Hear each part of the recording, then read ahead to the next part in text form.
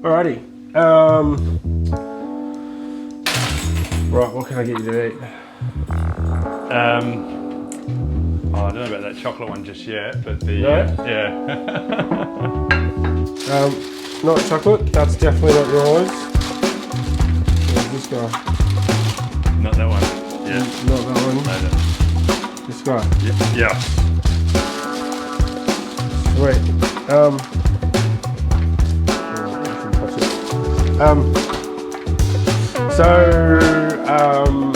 Today's really all about, there's kind of 3 stages to all of this. Yeah. There's just me and you riffing about your palate and where you sit in terms of your food and your taste. Yeah. And then we'll go and pick some beans that I've got upstairs, and then we'll roast them and then we'll cut them. Okay. So right now is really just hanging out and just to camera, just understanding your palate. You said you're gluten-free. Yes. Have you been gluten-free for what? Probably my whole life I shouldn't have been having gluten, but probably the last 15 years I haven't been eating gluten. Yeah. If I do get it, I get bloated and feel uncomfortable. Although when I have, been super healthy and not eaten too many bad things, the gluten tends to kind of go away a little bit. A little bit of a threshold. No. Yeah. So, When we hung out, it was really interesting that your change in obviously having a full detox and going completely dry. And vegan. Like, what brought all that on? Was it to do with obviously the gluten and? No, not really. I've always been gluten free, but yeah, I just wanted to keep my vibe high, and time is short on the earth, so we need to make the most of every minute of every day. And I just, decided I didn't want to do alcohol. And then living in Bali, there's lots and lots of people with different perspectives on life and food and things, and also veganism is popular because there's a lot of activists there who are protecting rainforests and trying to stop palm oil farming and this sort of thing, and with a lot of that comes veganism. Yeah, right. Often for a climate or an environmental perspective, but then also one of my friends is vegan for the animals' perspective. Yeah, right. So does that mean your whole family's gotten into it, or they suffer whenever you go out to dinner? How does that work? How's that dynamic?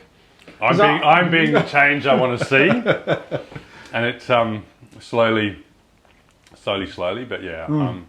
I used to kind of cave, but I'm not anymore. Yeah, and good. There's a few heated discussions, but yeah, generally it works. And it's really interesting, mate, because we'll get cracking in some coffees, but when my wife's been dry for 9 years in August.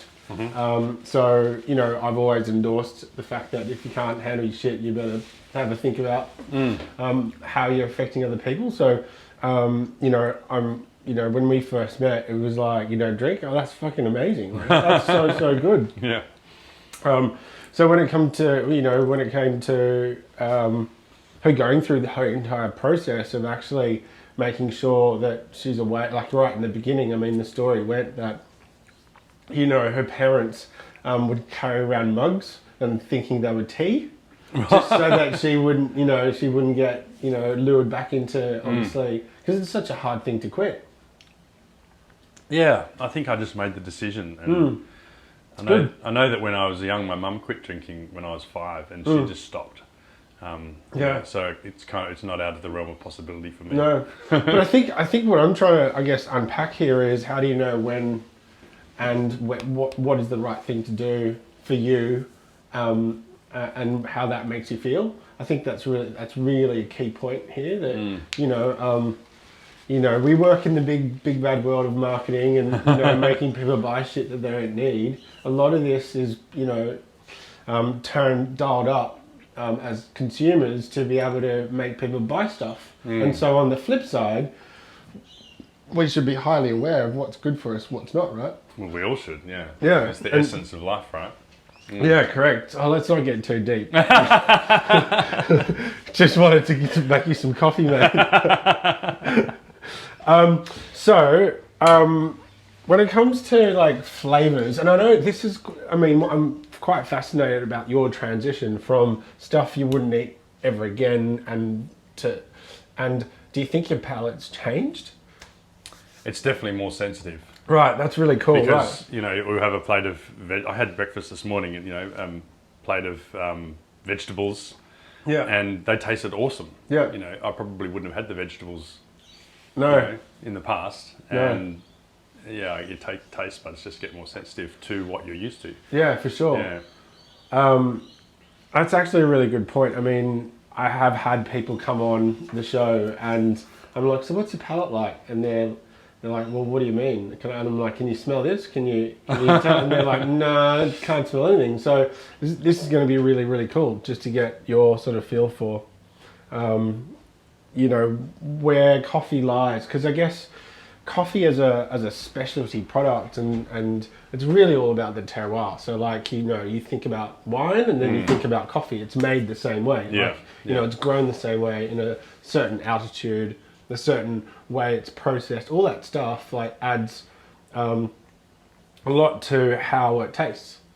So when it comes to your palate, like what do you prefer? Are you like a massive savory person or like we're talking about chocolate and... Not chocolate. Definitely not chocolate. No. I Fruit? I used to like chocolate. Yeah. I mean, I don't have much now, at all now. But yeah, I think I'm savoury.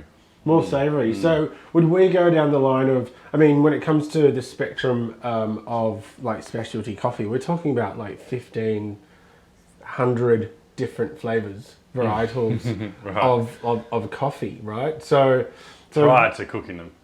yeah, well, when you cook them, you cook them a certain way to be able to bring out some of that profile. Yeah. So if it's sweetness or fruit, so I don't know, what would you like to start with? Like if you're more savoury, then we've got, I'm actually working with a farm at the moment that the coffee's more vegetable, like it actually tastes like vegetables. Okay. I'll let you smell it. I think it's this guy. No, that's not it. This is the Dominican Republic. This is like a full chocolate. Smell that. Wow. There is no It doesn't almost smell like coffee. no. So this has got high acidity, but when you actually brew this, it tastes like a chocolate, like a dark chocolate, like block of chocolate on milk. Yeah. So that's just and that's the way it's processed is with honey. So Oh, really?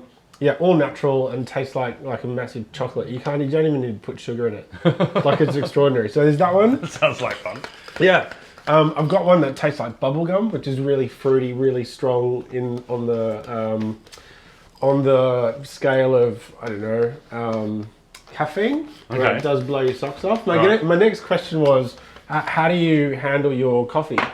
Like, is it... I can take it any time before bed or whatever. No, but like strength-wise. Strength. I probably would very rarely order a double shot. Yeah? Yeah. Like you would? I probably wouldn't. Wouldn't. No. And then- That's an indicator of whether I want it strong or not, you know. No, it's not. Like, this is what people don't get. Like, Yeah. there's ways you grow coffee to get the strength. And altitude is all about the strength of the coffee. Really?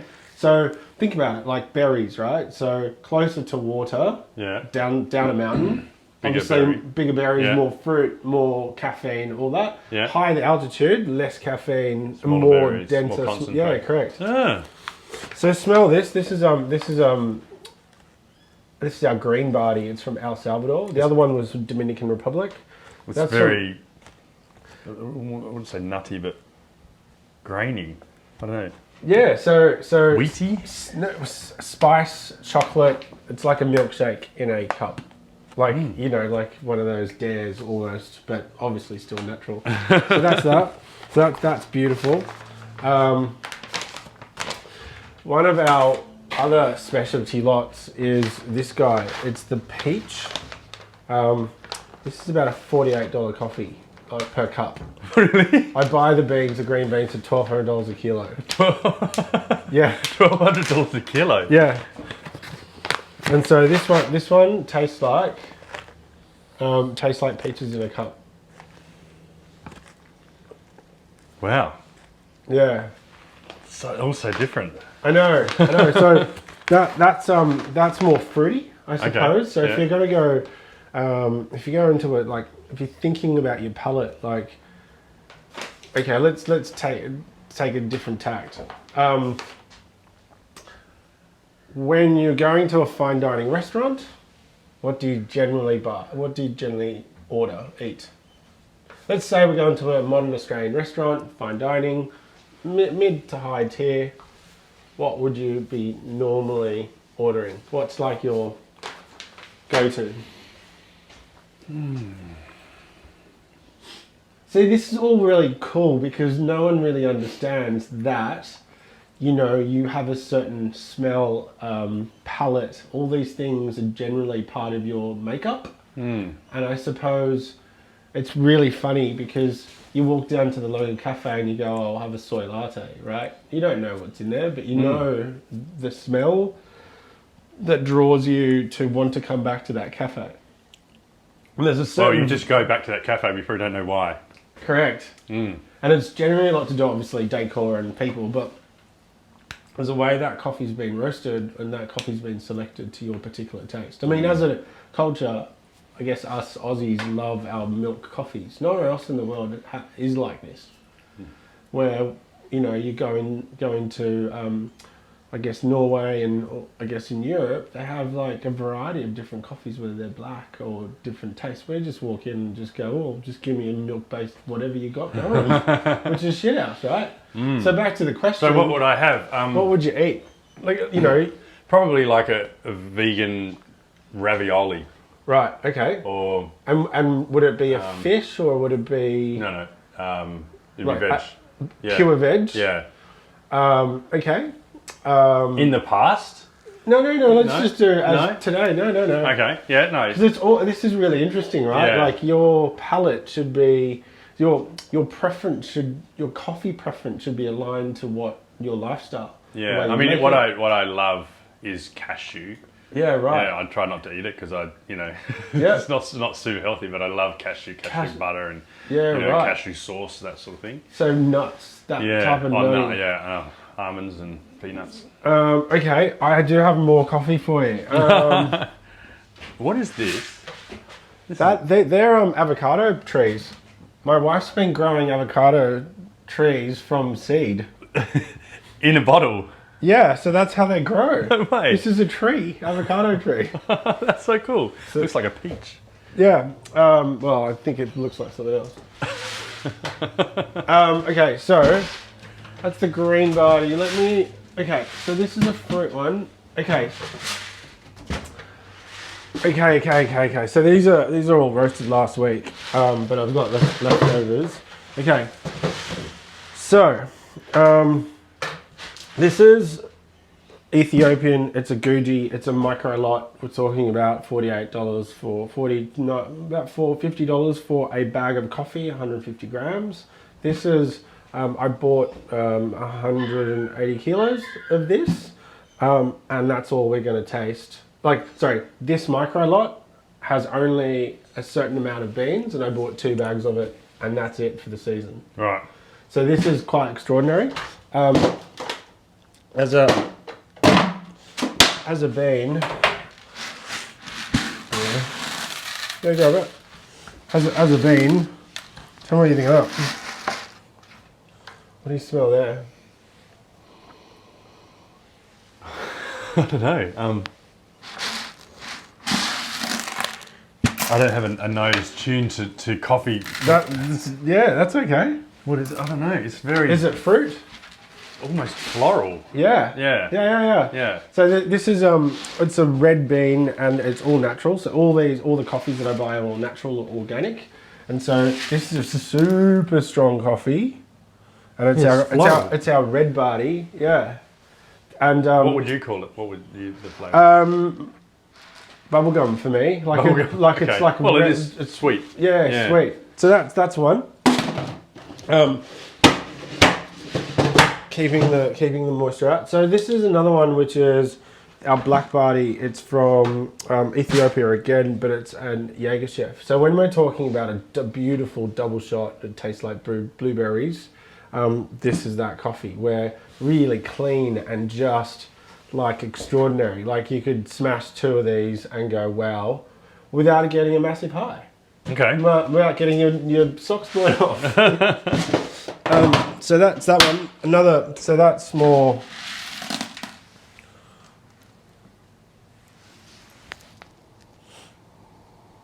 It's less powerful than that. Yeah. That one's super overpowering when you smell it. This is subtle. Yeah. So this is a beautiful. Again, very clean, well balanced. When I mean well balanced, not a lot of acidity, not a lot of harshness. This is a beautiful bean. It's kind of in between. Yep. So, yeah. So there's that one, and then I know you've obviously quit drinking, but this one here is our Pink Barty, and this is from Herrera in Ethiopia. It tastes like a Grenache. Oh, really? A Grenache. I know what Grenache tastes like. Grenache wine. Okay.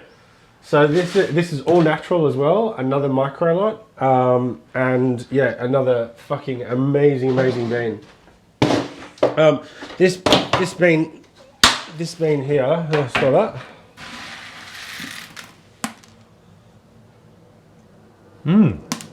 Super funky. I mean, I don't know what this is doing, but you smell it in different parts. Yeah, and it's all about your palate. Yeah.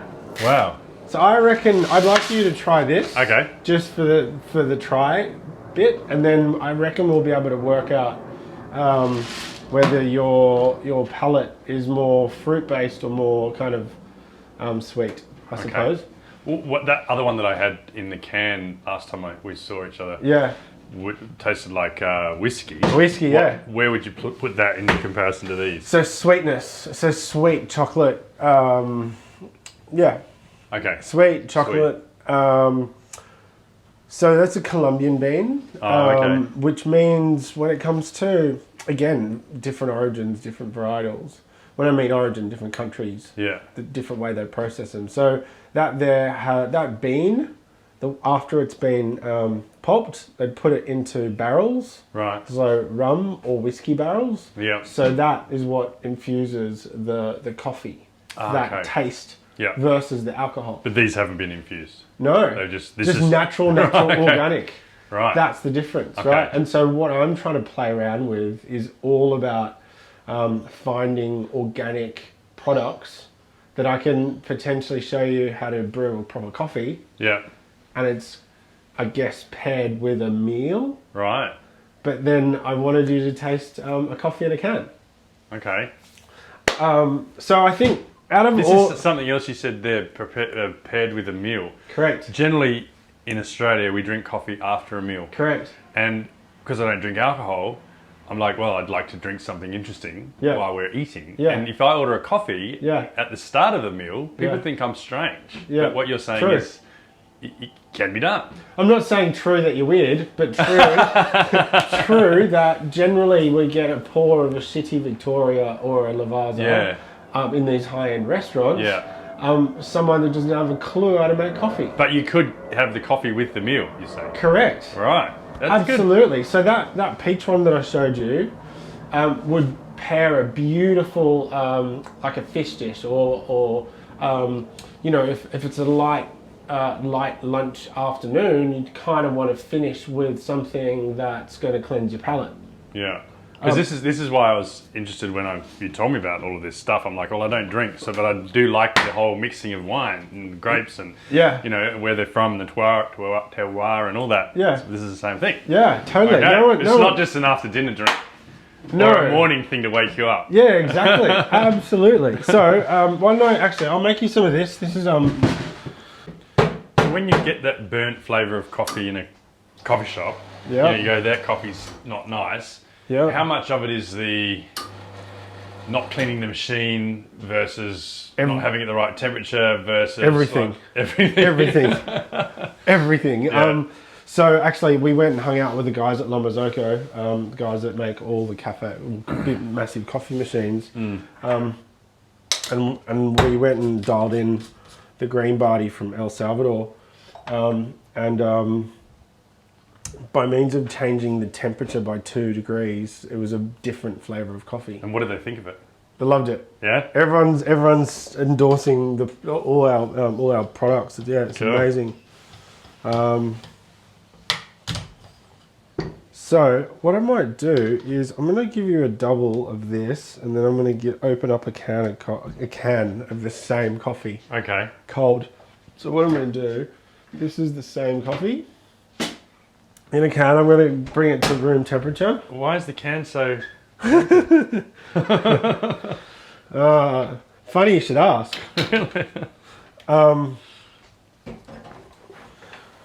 Where A Coke can doesn't look like that. No, Where'd you get these from? I made them myself. Really? Yeah, we've been canning our own coffees. Okay. So our cans are the way they are like this is because they just need to be cleaned a bit, but there's no preservatives in them. So Just coffee and water. Just coffee and water. So just not distilled water. Fresh purified water. And a pour over hot coffee straight in a can, sealed, and it seals the whole profile in. Okay. Versus, like, obviously you've seen normal cans in bottle shops. Yeah. Beer, Coke, Sprite, all that stuff. They must put a whole bunch of shit in there to make the can expand. Really? And keep. So, yeah. As I've been working out how to make coffee, putting coffee in a can, that's how you know there's no preservatives. See how that's now pouring quite steady? Slowly, yeah. Yeah. Oh, okay, there's no, before it was kind of like drippy. Yeah, correct. So now so 26, in 26 seconds of cup of 40, I've gotten a little bit over, but that is going to hit your spot as a double. Try that. And then happy to put in some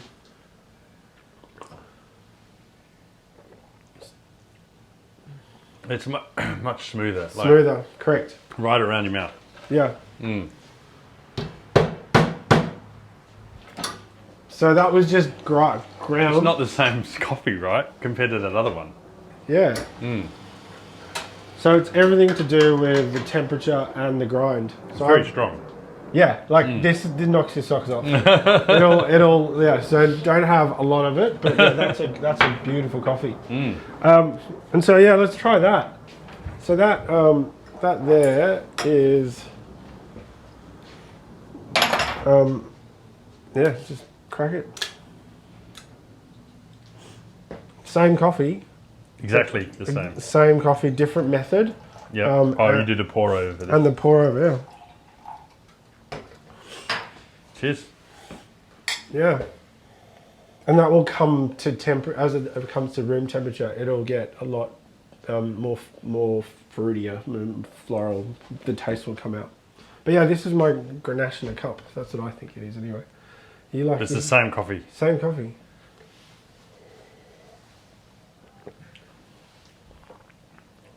Cool. Right, different way of making. So that's smoother than that. Is this going to be different now that's cooled down? No, smoothness is part of the coffee, like the bean, the varietal, the versus. So let's keep playing around. This is quite interesting. So I'm gonna open up another can. This is like more. It's stronger, and it kind of shocks your mouth more than that. Yeah. Why is that? Still, just the way it's been made. Oh, okay. Yeah. So if we did a pour over of this, they'd taste almost the same. Same. Right. Yeah. So this is the super clean one, and this is the one with like loads of fruit. Okay. Do you want to taste? Loads of fruit. Let's give that a comparison. Okay. So I guess the reason why I started to put coffee in a can is that at the end of every week, all our orders go out on Saturday. I roast on Saturday, and so there's always coffee left over. So I was like, well, what am I going to do with it? Like, I can't just give it away. So I've been putting it into cans. What would happen if you carbonated it? Yeah, well... I don't know. It would make the can go bigger. Yeah, I guess so. Yeah. And so I guess the USP for carbonating is the other company we've worked on. So I don't want to, step on toes. That's their product. That's what they're doing. But yeah, you can absolutely do it. You can absolutely do it. 254 are dominating that space. Obviously, rum or whiskey in a coffee. Yeah, of course. That tastes like, and so that's their trick. I think it's really, really cool. They've totally found the niche. Yeah. By that I mean, when I say niche, they found the right coffee, they found the right recipe to be able to make that specific, a unique Where'd drink. they get the recipe from? Well, a lot of trial and practice is my view. But yeah, then let's try this guy. So the reason why, our ambition would be to put these in bottle shops or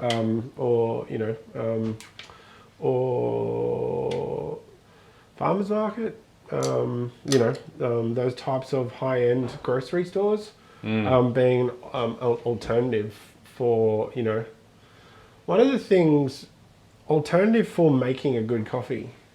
Could you heat them up? So in Japan, there's actually cans that have heating in them. Oh, really? Yeah. So could you take that, stuff it in the microwave, and then have it taste the same? No. No, you'd lose it with the extra. Yeah. So have a taste of that guy. So this is the flour. So this is the micro lot, and this is the micro lot from Ethiopia. It smells like black currant. Yeah. Yeah. Extraordinary, hey? Seriously, it's like a Ribena. Yeah. That's cool. I want to just do a comparison. Yeah. So now imagine if I made you, I've ran out, but I was going to get you to taste the peach in the cup, which was, mate, that's out of control.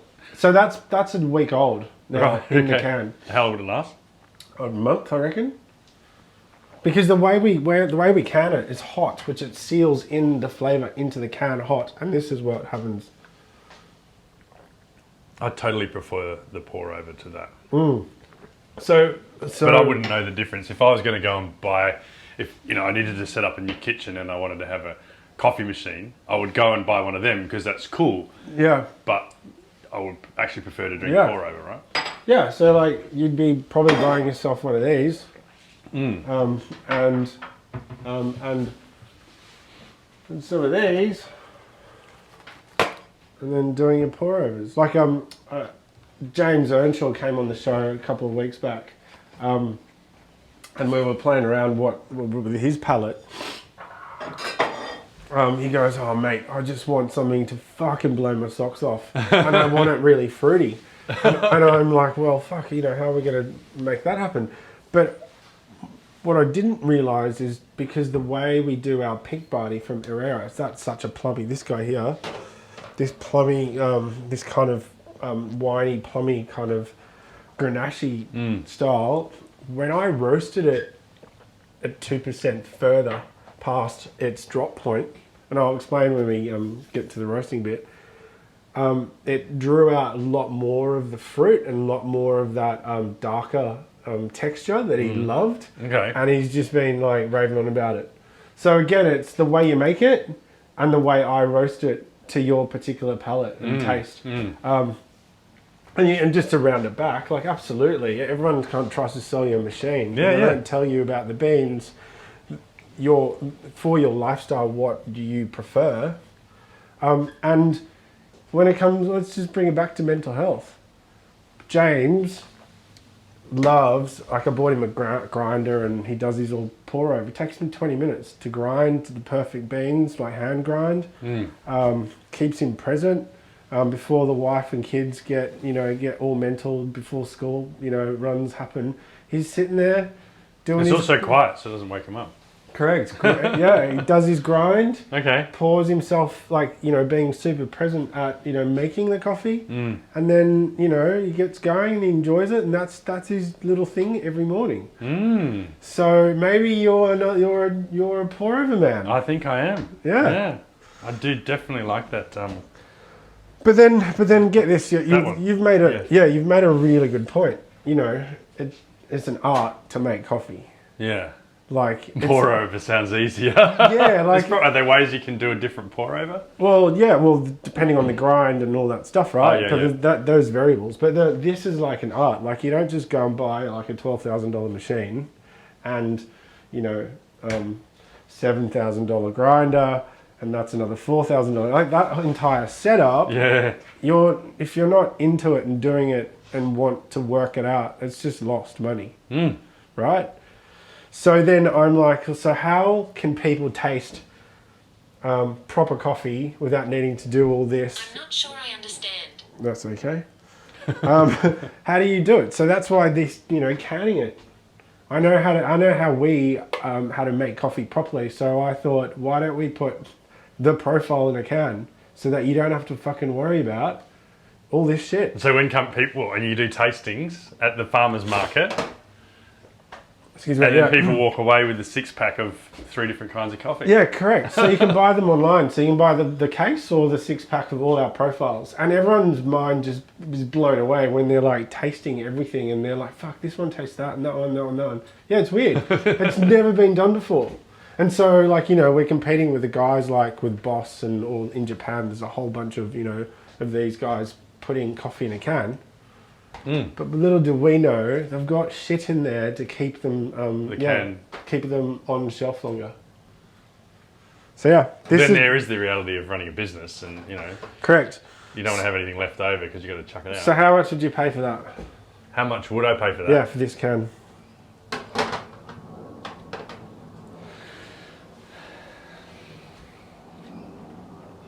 Oh, was that much? Yeah, that's that one, and then this is the. So you pay, what would you pay for, in Sydney you'd pay $5.50 for a large almond flat white. For a can, how many shots in the can? 25 grams of coffee. On 30, that's a 330 milliliter can, so so it's 25 grams of coffee. Which kind of works out to be about, for this one here, micro lot, this is sitting at $9 a can. Okay. But it's more than one coffee, right? So that one sort of standard No, drink one coffee. Is one coffee? It's one coffee. Oh, really? Okay. Oh, it's 25 grams, okay. So $9. Yeah, $9. This one is $5, and the other one that we've got, which is the peach from Don Pepe in Panama, $48 a can. You're selling that? Yeah. Yeah. So how that's what I'm saying. Yeah. Price between $5 and $10 for the not so expensive stuff. Upselling the other stuff is hard, but you do that at a market or something. But I personally feel we could go into a hotel or go into a fine dining restaurant where none of this shit they have to worry about it. I just pour it out. I'm not sure about heating it up after it's cold, but when it's summer, lunchtime type of thing, I don't think there'd be anything wrong with pouring a good coffee out of a can. You don't see cold brew in a fine dining restaurant. Not yet. Not yet. Watch this space. Yeah, watch this space. Okay. So back to palate. All right. Which one did you prefer? The last one out of the can, which was this one. This one, yes. The red. Absolutely. Yeah. Yeah. And why? Can you tell me why?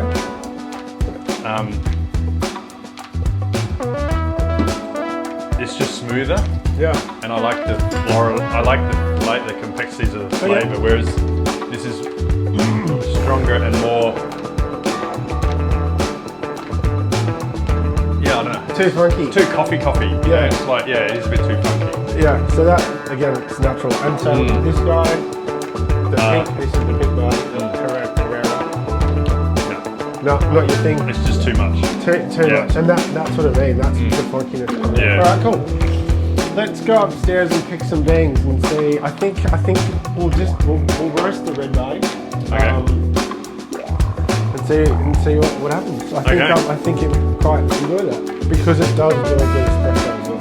Okay, perfect. It's just gotten really cold. You okay? I'm good. I've got my jumper and my jacket. Let's go upstairs and do some picking. Okay. I'm gonna have to let me just take this guy, grab that up. So anyway, how's business going? What's been going on? Amazing in the financial year. I know. Crazy. I think the business's confidence is back. Yeah. I know it's back. And for us, because we do research and design, the research is all online. So we're working.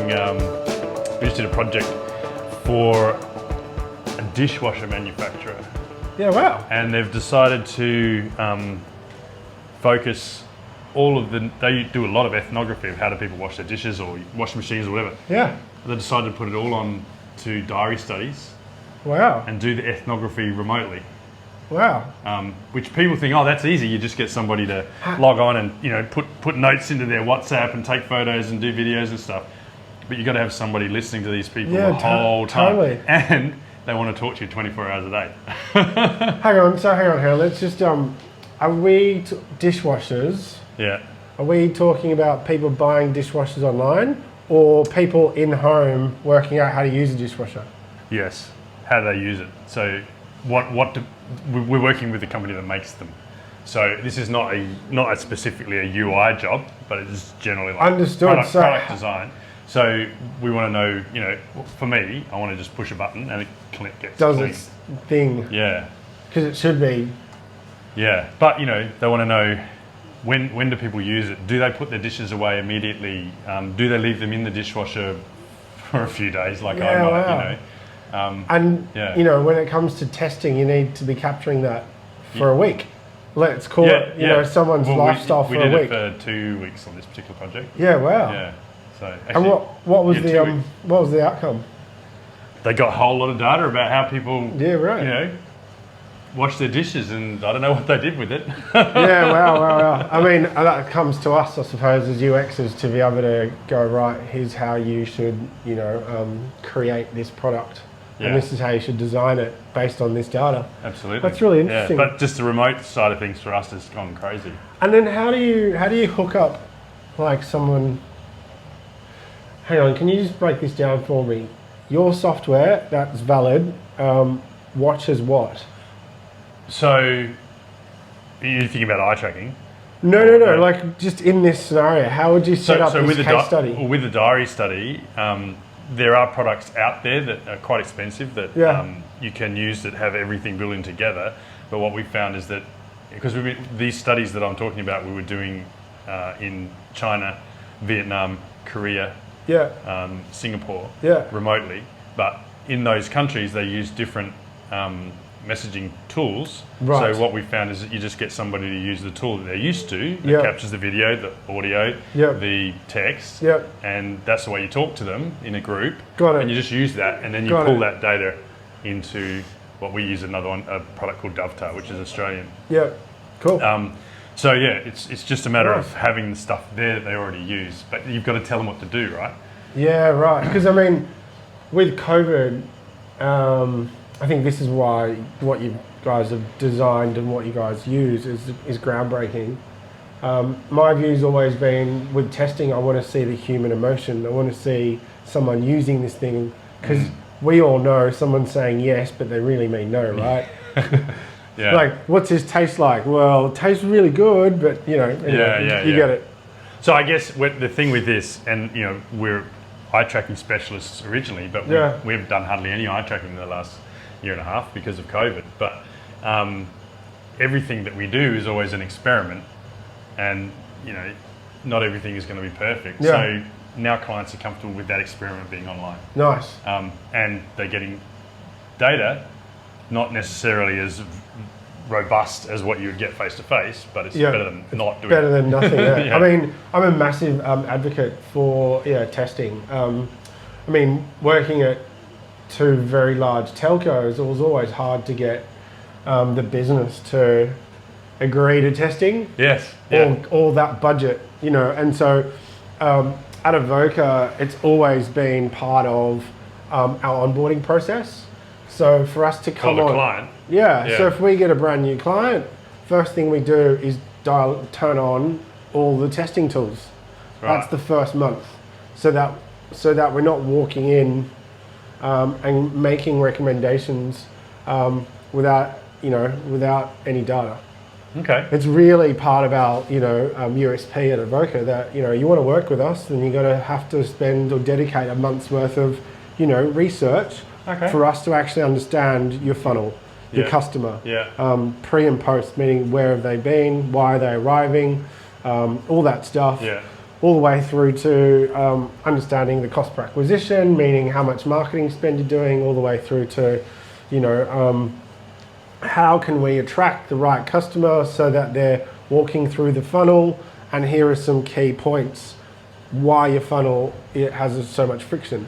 All that stuff is done in the first month of engaging with Avoca. And so obviously we've been working together and been using your tools and far out. Like, it's definitely a game changer. There's something I wanted to talk to you about, which I think is another piece, I think, in the research game. I'll do it offline, but I think I've got... Is this the surprise you have for me? No, the surprise with the cans, that was it. Right. But I just had I just realised that I've been playing around with this kit or this tech, and I'm yet to find someone who will endorse it and help me build it. So yeah, I want to talk to you about it offline. Okay. Stay tuned. Yeah, stay tuned. And let me just get back into coffee, but I'm still obviously keen to talk more about what you were talking about before about tracking and obviously objective experiences doing so well. This coffee, so again, when it comes to varietal and where this coffee's grown, this is from Ethiopia. It's quite a floral, fruity coffee. Very complex, but again, it's been grown a certain way. The point I'm trying to make is that based on the ambient temperature in this room, it was about, before I turned this on, it was sitting around 17 degrees. And obviously the different humidity in this room, it's quite dry. It's a bit, obviously we're kind of hitting in winter. This bean needs to be dropped at a particular temperature into the drum for it to carry, to get to that particular profile, which is quite interesting.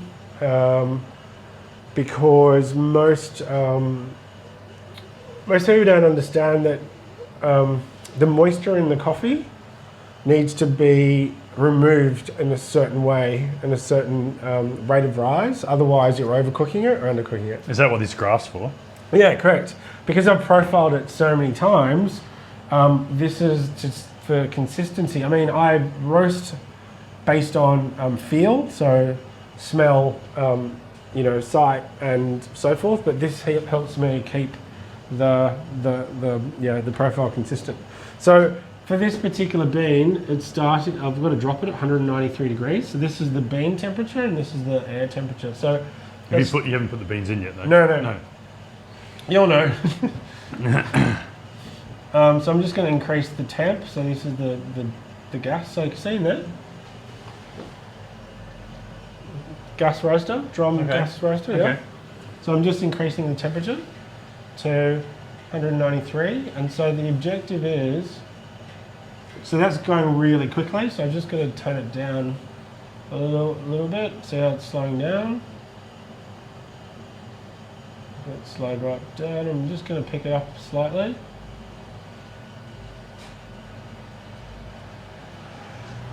You getting bored? No, I'm just trying to work out what... It's hot. Watch out. So the beans go in here. It's drum? like an oven. They spin around. Yeah. And then they come out. Yeah, into here. Okay. So you'll see them in there. But I'm trying to get the machine to a certain temperature so I can drop the beans perfectly. So when it comes, there's 4 stages to roasting coffee. The drop temperature, really important, depending on humidity and obviously ambient temperature. Then the tipping point, so as the beans go in there cold, it reduces the temperature in the thing, and then you go into the rate of rise. So then you're increasing the temperature back into the drum, and then you go through dry end when the coffee goes from a mummified state, green, to a place where it starts actually cooking that from inside and outside at the same time. That's really important. And then first crack. And then when it comes to development, profile development, there is for this particular bean, it's 16% development. We'll do it. It takes about 15 minutes to roast coffee, by the way.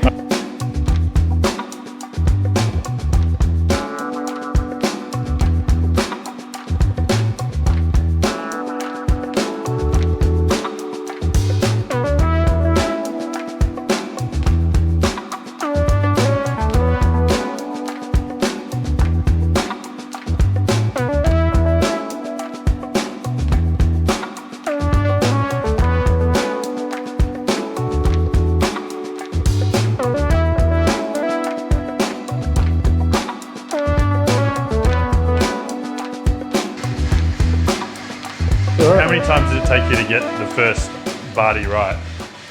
Oh, with that guy? And No, with this. I know. So that took me about 6 months. And then when I ordered this, this has taken me like another 6 months to like, and so as I've gotten better at roasting, and as I've obviously found different beans, generally take about a month to like perfect a bean.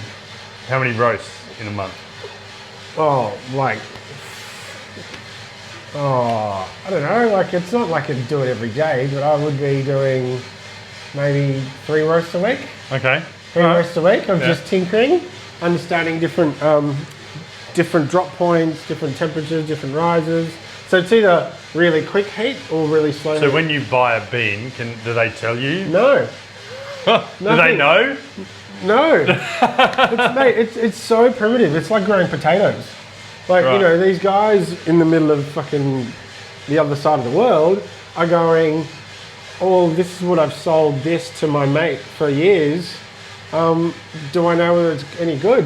They don't know. So then, you know, there's a whole cupping cupping process around it where these wholesalers cup all these different lots. What do you mean by cup? So roast, do a general roast, grind, and then cup. Like tasting is cupping is like the tasting of different varieties of coffee.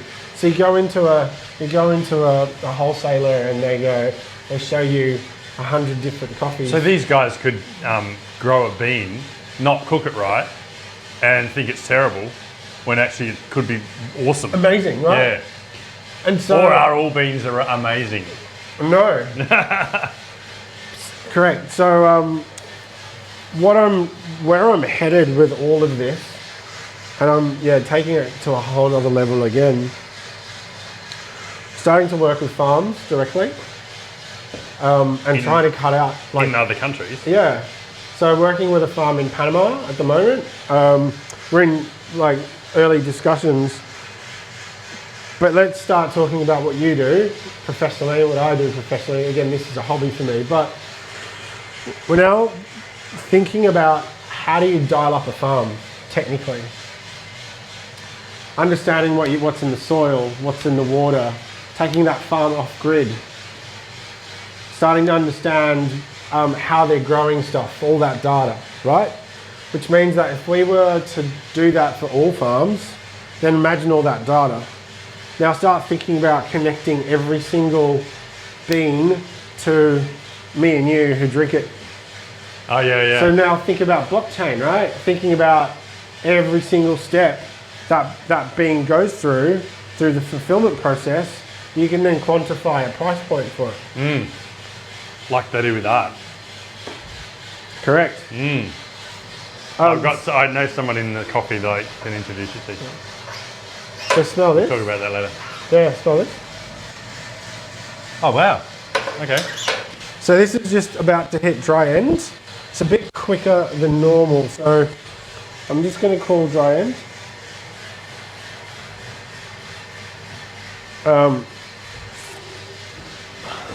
Grab a seat.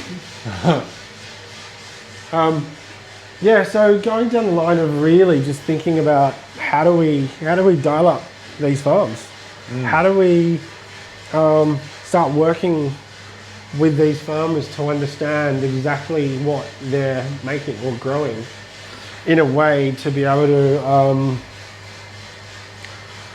just, you know, disrupt this whole thing of, I'll just have a soy latte, I expect it's $4.50. Versus hang on, this has been grown like a baby. Yeah. And it's given so much love, and the probability of that lot of coffee going off or being damaged through weathering or, you know, pesticide or whatever is so high. So these farmers spend 4 years, you know, growing something. When it comes to our end, it's just like we don't even give it the, you know. I bet you don't know this. Our florist up in Avalon, Yeah. the lady's been going to the market for, you know, 25 years, and I just asked her one day, where were the flowers from? Yeah. And she's like, oh, this one's from Ecuador, and this one's from South Africa, and this one's from blah, blah, blah. Like, does anyone go in the florist to just get a rose? Yeah. Do they know it's from Colombia? When you hang on, first crack? Yep, first crack. What does that mean? So They've started to crack. yeah, they've started to crack. All that moisture out of the bean is now starting to crack. So this particular bean, is Red Barty, 16.6% development time. See how it's now, that's first crack? Yeah, okay. I'm just going to let it go. Drop the temp a bit. That was exciting. Yeah, so the same thing goes with like flowers, where they're actually grown. And so people just buy them and have no idea. But like you're saying, you know, it's actually back to the person that grew them with love. Correct. And we can potentially, you know, give it back Give to them. it back to them. Yeah. And that's what specialty coffee is all about. It's about the whole piece around, we should be bigging up and giving praise to the farmers, Yeah. not the roaster who's called this particular bean Joe Blow, Yeah. and oh, it tastes like whatever they've made up. That's So just NFT the whole process. totally, totally. And I think I'm going to drop this bean. I think this bean, I don't want to overcook this. There we go. I think that's right. All right. Oh, that was exciting too. Are they done? Done. Wow. Yeah, That's it. that's it. And how long do you have to let them cool? They should take, oh wait, a couple of minutes. But yeah, you can totally feel it. There you go. Yeah, so see, so this hasn't entirely followed that profile. With my experience, I've reduced the roast, but I've made sure that the rate of rise was a certain. So you wanted it to be the green, and now it's. No, see this lighter version. This is where I wanted it to be, but it wasn't because there was a lot to do with the temperature in this room. Oh, okay. So I've had to manage that process so that profile came out the same. Oh, right. how So you reckon that's going to be pretty much the same as what we just had? Yeah. The coffee's been roasted well. It's it doesn't crack or it's not very brittle. Like it's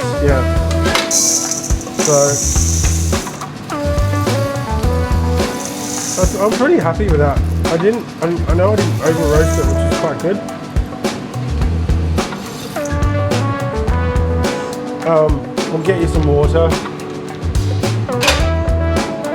Cool. Right, that's it. That's the Awesome. roast. Wow. That's the Jimmy and Barty roast. Yeah, Awesome. There you go. That's Thank you. it. Cool, mate. So I just remember the ones that family had at home back in the day. yeah, the percolators, right? Percolator, yeah. Well, this is like yeah, absolutely. It's a fancy way of making coffee. But does the percolator do exactly the same thing? No, The big water, right? no, it's not about the heat. It's about the technique Right. of actually doing the. I'll just jump into here if you could. Go over there. I'll just get this guy going. So filter water, always use filter water. Our water in Sydney is quite, it's not chlorine, it's fairly soft compared to Adelaide where I'm from. yeah. So harsh, hard water affects the taste of a coffee. So again, I've heard in Adelaide the really good coffee shops have all got their own massive water filters in the building. Yeah. It's really, really important. Yeah. So filter water is definitely 100% important. Red Barty. I think I'm just gonna get this guy to warm up, and then I'll make you a long black just to taste. I mean, a shot. A shot, no worries. To taste. How are we going over here? So what else has been going on? How's family? How's your mental health? Yeah, I'm really good. I'm in a very, very good place. Seems good. Seems like it. Obviously, you've worked out the food bit. You've worked out. I meditate every morning. Yeah. You're gonna have to come over here, but because you can't see you on camera. I meditate every morning. I'll show you where. I've tried to get into meditation. I can't do it. I mean, having ADD and all that stuff. For me, growing up, yoga and meditation was always the hardest thing. This is where I meditated yesterday. Yeah, right. That's beautiful. Yeah, that's Avalon. Yeah. Below, I've walked down the hill from here. Yeah, wow. Climbed down the cliff. You know, like running and surfing for me was always that meditative state. Yeah. Sitting out there, just with the water, that for me was definitely, and I miss it. I miss the water quite a bit. Yeah. And I prefer to meditate in nature and connect, Yeah. Have you always done distractions. Meditation? Yeah. Since I was 17. Right. So I lived in Thailand on a student exchange. Well, of course. Yeah. And, right. Learnt all about it there when I was a monk for a month. So. Yeah. Wow. Interesting. Yeah. And now it's just practice, right? It's just getting good at it. Just obviously, just as part of your grounding, I suppose. Just being present. Yeah. One of my good mates, he's about 10 years younger than me. This is about right. He's about 10 years younger than me, and he's like, "But I just haven't worked out what grounds me." And I'm like, "Well, this is the process, mate. The process of growing up is you finding something that like you spend 10 to 20 minutes a day on, so that you don't go and fuck shit up, and you're not,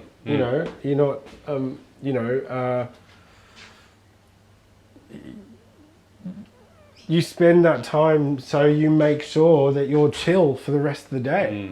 So when shit comes at you, you get into a zone of, I can get through this, versus when you've had a hard week or hard month or whatever and you haven't focused on you, then shit's going to go wrong. The other thing this is part of growing up, right? Yeah, but the other thing that I do now is, and after the meditation, is I write. Oh, interesting. I love mind mapping. I've always mind mapped since I was at school.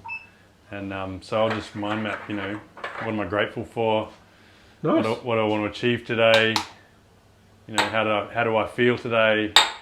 And that sort of thing. And I just find that really helps. Brings me to sort of see what's going on and get some perspective. And where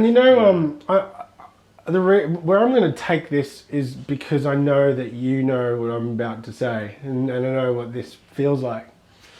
When you're genuine in you, when you're open and honest with the people around you, that is a hard thing to palate for most people.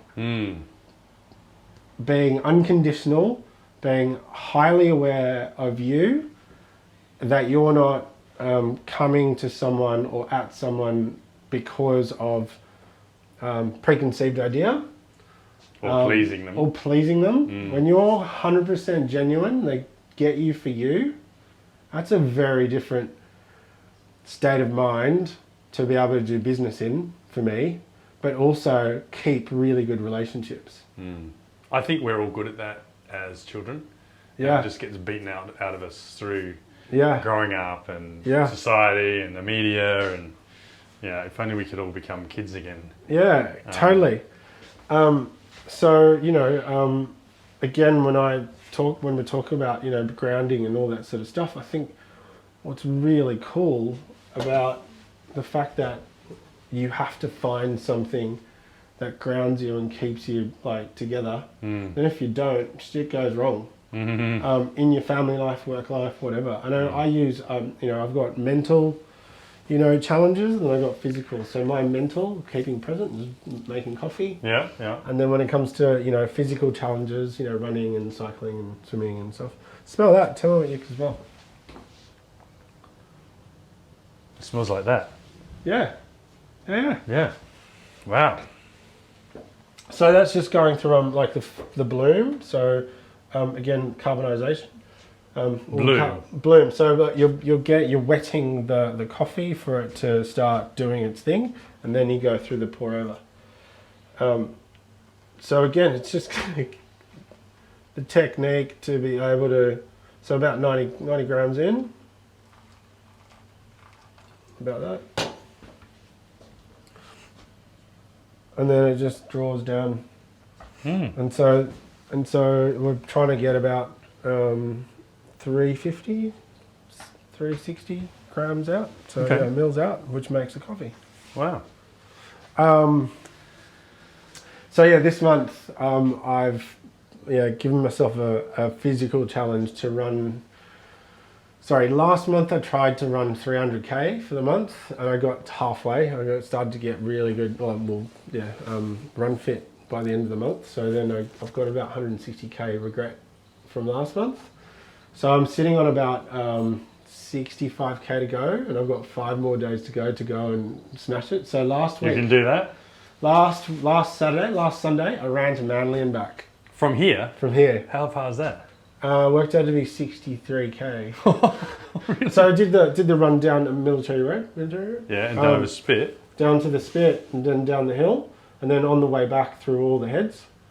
So along the spit to Manly Walk. Yeah. You jogged? Yeah. All the way back to Darwin. How's your knees? Yeah, not so good. Mate, I'm getting old. That's all I got to say. But so what I want to do is run to Maroubra and back probably tomorrow.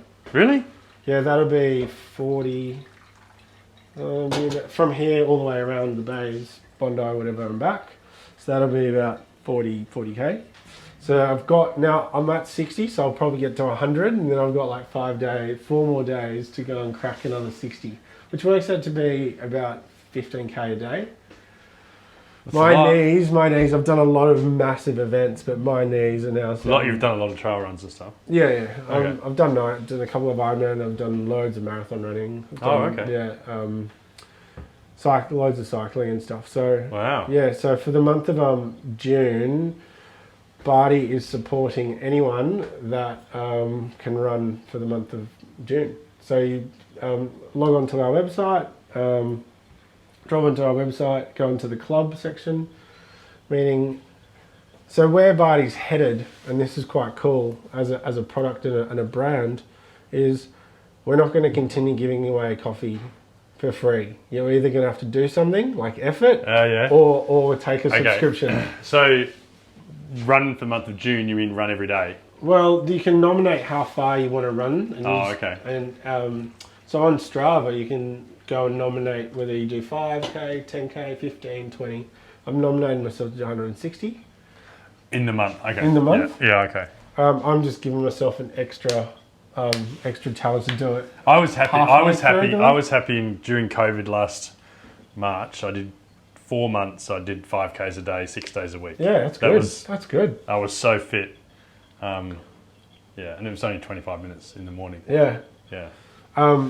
So 26 maybe. Yeah. So I've got to do a bit of work to get to another 60k. But yeah, I think I'm all right. I'm all right. Well done. It's becoming a walk and a run. You know, but you know, it's still a pretty high endurance. Yeah. High end. No. Yeah. I mean, and it keeps me together. I can honestly say it generally keeps me together. Like. With work pressure, family pressure, all that stuff never sort of stops. You know, like work life. I did have on my list of things to do this during this period, cardio every day. But I mean, I go to the gym 3 times a week, but I've not been doing the cardio. I've been doing something like a walk or something, but I haven't done cardio. Can't do the gym. Oh really? I fucking hate the gym. I used to hate it. I used to. I've been going to this new gym. I've just moved up to Avalon, and I've been going to this new gym, and I've seen the same trainer now for 3 months. Yeah. And I've been 3 times a week, every week. Yeah. And I have not been to the gym without seeing the trainer, Lara. So, I can do it, but not on my own. Yeah. I quite like obviously getting out. We'll do loads of hiking and stuff. So that so next hike we'll probably go into Tassie. But yeah, again, I just love that. Where are you going to go in Tassie? Probably do the Milford Sounds. Okay. Or sorry, not Tassie. New Zealand. New Zealand. Do the Milford Sounds. I did a bushwalk in Tassie when I was. Because I did the Overland. 20. Right? I did 38 days. Oh shit! So we walked the west coast. Wow. And there's no tracks. Yeah, wow. So one day we did 2 kilometres. Wow. We were walking the whole day, but the coastal heath, which is all tea tree, was so thick that my mate Travis laid down on it, squashed it, and then me and Ilva walked behind him, and then he laid down again, and then we kept going because he was pushing it so he could get through. So that was far out. That was 12 days, unsupported. And then we got to Melaleuca, which is at the bottom of the Western Arthurs, and did the Southwest Cape for 8 days, and then we went all the way back up the base of the Western Arthurs, up the Eastern Arthurs, up Federation, and then down the Western Arthurs. So we had 1 food drop at Melaleuca. Shit. And the last leg was 18 days. Wow. With food in the pack. Wow. Yeah. See, I carried about 60 kilos. Did the Overland, but it was like middle of winter. I did it solo. Oh god. I had 60 kilos, I had my tent and like 7 days of food and water and stuff all backpack. Wow. It killed me. Like, it was one of the hardest things I've ever done. But, sorry, mate. So we're ready. Okay. I will cup this for you.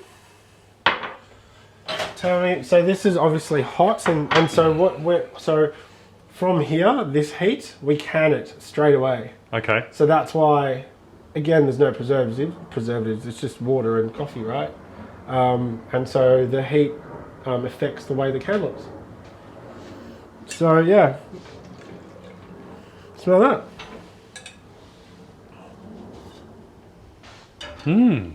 Lovely. What does it smell like? I get tea. Wet grass. Yeah. Yeah. Wow. Yeah, this is not a bad cup. I think we did all right. But yeah, again, it's it'll come to temperature as it'll improve as it cools down. Yeah. Yeah. Yeah. So this is one of the things that nobody gets is as soon as oxygen hits this, like it just goes stale, like it just loses its. So if I was to leave this to cool down and then can it, I'd lose all the profile because all the oils. Would the can suck up like that if it was cold when you put it in? Probably not. Right. Because it's already expanded. I suppose. Again, super fruity, super. Yeah, this is Wow, that's really cool. And no bite at all. It's just No. smooth as Smooth, silk. yeah. Way better than the espresso. We were going to do that in a minute, right? So there's still a little bit of like dark, I think I slightly over roasted it, but then when you let this, so we've just literally roasted and we've cupped it straight after roast. You're supposed to let that bean degas for 7 days Oh, okay. to get all the carbonization off, and then the fruit will come through it a lot better. So do you like that? Yeah. Yeah. Yeah, that's awesome. Yeah, I definitely didn't like this one. The pink one. The pink one. The pink one, No. yeah, too funky. Yeah. Yeah, no, this is good. Yeah, I really like that. That's nice. I'll be flying home now. Are you? Cool. So that's that, and then I don't think we'll have enough to be able to can, but you can take some of the red with you. Okay, yeah. So that was interesting. That's cool. Far out meditation, mate. That's pretty solid. Yeah. And so, who got you onto it? Like, if you, So when I lived in Thailand, yeah, but everyone like that's just part of their culture, right? well, no, some locals do, but probably only 5% of the population. Yeah. But when you're a monk, that's when you do it every day. Yeah. And twice a day, and it's just part of the process of being a monk. So Hang on, what did I hear from like recently? Monks drinking green tea, it gives them a high. I've never heard that. Yeah, because green tea's got obviously caffeine in it. Yeah. So yeah, drinking green tea and Did I drink meditating. green tea? Did I drink? I can't remember drinking green tea as a monk. No, we had chai, I think. Anyway, just by the by, but like Yeah. like there's always. So I know I just did that, and you know, found it grounding and Yeah. calming. And then when I did my thesis in my honours psychology, I thought, what can I do for a year that's going to be of value and not just write a thesis? So I thought, well, why don't I meditate for a year and write a thesis about it? So And how'd it go? it was awesome. I meditated for a year and the thesis went really, really well. And Far out. How long do you meditate for? these days, probably 15 to 20 minutes in the morning, and then at night, just when I go to sleep. And do you do the feeling or the it's the feeling or the imagination? So you're feeling the breath versus this Insight or more concentration. Yeah, exactly. Yeah. So in order to do the insight stuff, you need to be able to concentrate. Yeah. So as a beginner, I would just do the breathing meditation to learn how to concentrate and to relax. Yeah. And then you can, As you get better. you can then use it to do different things. So, you have set an intention. Like elevate.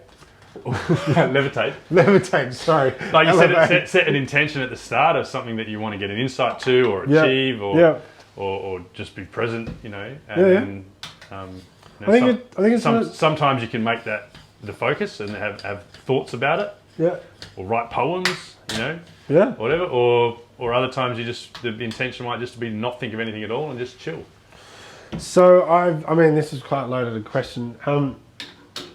Obviously, you've had loads of experience as obviously training as a monk, so on.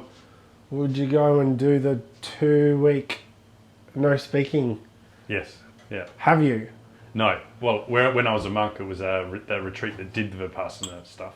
I've always been intrigued. I reckon yeah. I'd go bananas. But my friend goes like, you're literally watching your skin move because you're so present. Yeah. I would do it. Yeah. I haven't. But do you want to do it together? Yeah, sure. We'll go to the place where I was a monk. I mean, in southern Thailand. The older I get, I'm more like intrigued about pushing my brain, like pushing my mind. This coffee's gonna hit the spot. Come on, together. There we go. What's the together? Well, it's just a peak that as the coffee comes through, This is going to be a good coffee. Oh, smell that. Oh, extraordinary. That's that first dial in, and it was on the spot. Wait for it to cool down, but yeah. Which do you prefer? That one. This is just so. Yeah. What's it called? Bitey? Like it's just. Yeah. So again, that's probably why we all like the culture of milk and stuff, right? Yeah, well, you couldn't just drink that all the time. No, unless you're going for a workout or whatever, you smash one and then that's it. Yeah. Yeah. So I can put. I'll make you some almond milk. I'll put it on that, and then we'll change the profile entirely. Okay. Just to taste. But yeah. Yeah, it's completely different. But yeah, you can just jump on our store. I'll get you some, but you can jump on our store and get yourself a pour-over setup. Not expensive. And you're going to have to get yourself a grinder as well. So grinding is like... And one of these kettles, teapots. Yeah, the gooseneck kettles. Where do you get them? All on our store. Oh, okay, you sell them all? Yeah. We basically make... we're a reseller of alternative brewing. Is that right? Yeah, that's right. That's right. That's really thick, isn't it? Did you shake it? No. We'll see how it goes.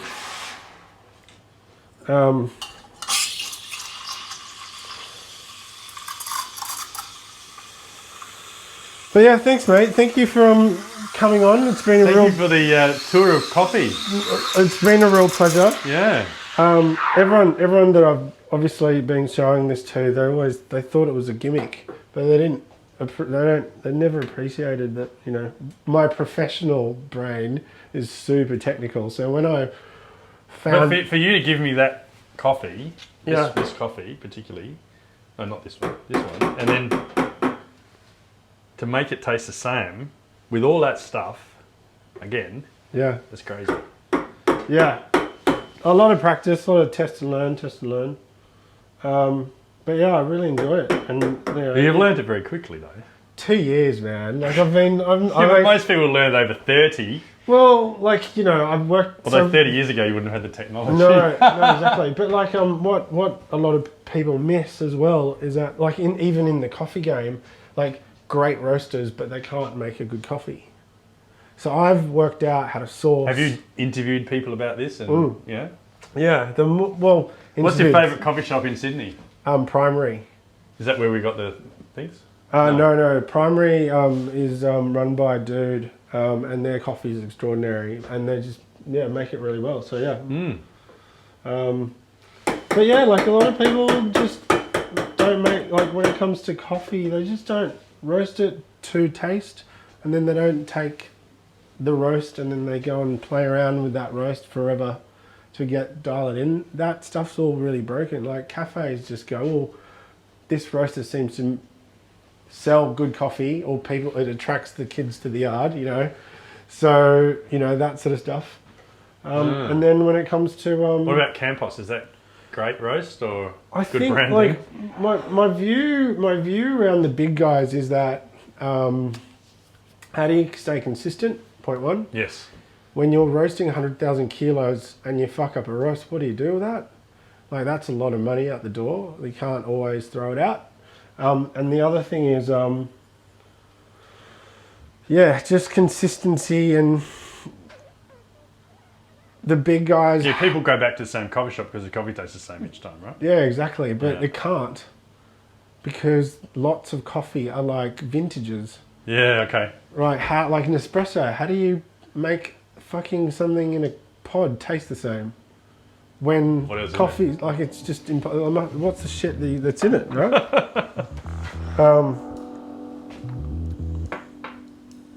I'm not massive on latte art, but there we go. Try that. But yeah. What does that taste like? It's still fruity. Yeah. Almond milk's okay.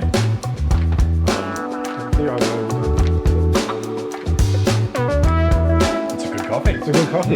You come back. Yes, I'll be here. Bring my dad.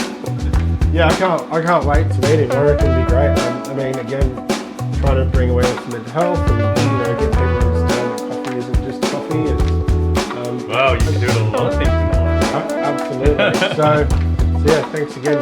Thank you. Yes. We'll cut.